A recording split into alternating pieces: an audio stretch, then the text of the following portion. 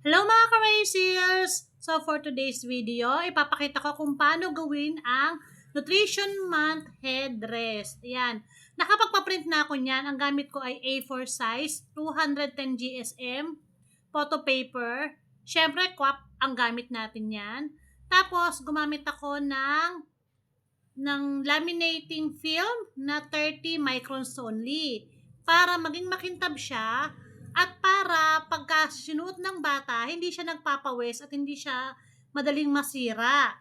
So, yan, nilalaminate natin. Ginamit ko ay ang laminating film ng QUAF na pangmalakasan. Yan ang ginagamit ko sa aking business. Yan, para magpantay yung pagkakalaminate niya. So, nilagay ko siya sa, saan ba to?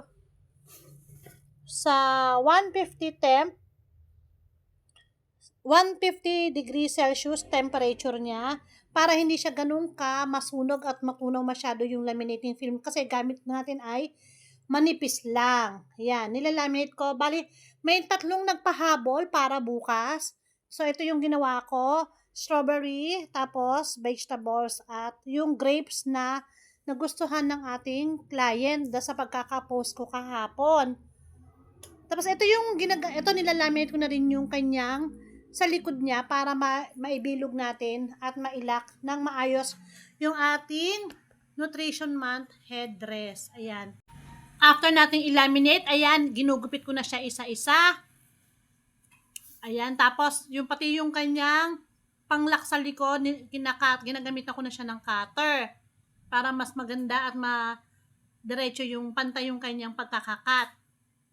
Tapos yan, nilalako na siya gamit ng scotch tape. Tapos yung likod niya, nilagyan ko siya ng sticker, photo sticker, para mas secured yung pagkakalak niya at hindi madaling masira at matanggal.